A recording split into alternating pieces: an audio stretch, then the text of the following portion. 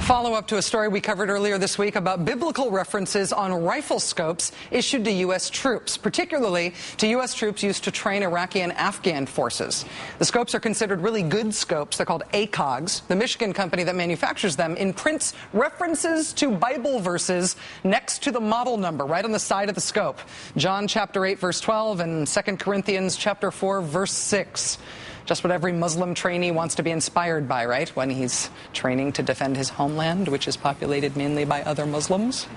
Since the issue was first raised by the Military Religious Freedom Foundation and covered on ABC News and then on this show, the U.S. Marine Corps Systems Command in Quantico expressed concern with how this may be perceived, telling the AP that they would meet with the vendor to discuss future site procurements. Meanwhile, David Petraeus said this week that he found the issue disturbing. He described it as a serious concern to me.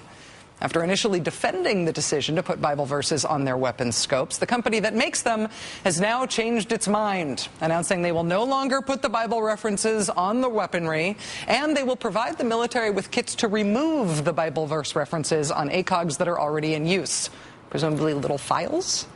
The Military Religious Freedom Foundation, which first brought the Jesus Rifles issue to light, reacted by saying, "It's about time."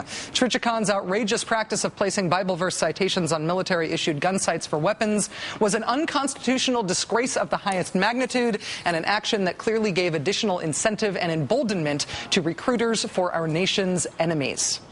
Case closed, right? Weird one, huh?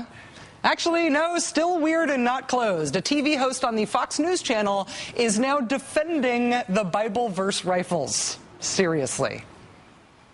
My wife made a good observation yesterday when we were talking about this story, and that is, hey, wait a minute. The Taliban and the extremists, what is it they say just before they blow themselves up or kill somebody? They say, Allah Akbar. So if anybody's making this a religious thing, they started it.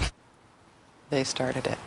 Right. They started it. They want this to be a religious war. They want the whole Muslim world, all 1.2 billion Muslims in the world, to see themselves as at war with the United States. And they want us to feel that way back.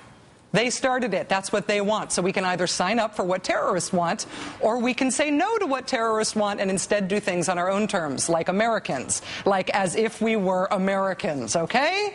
Okay. Wow.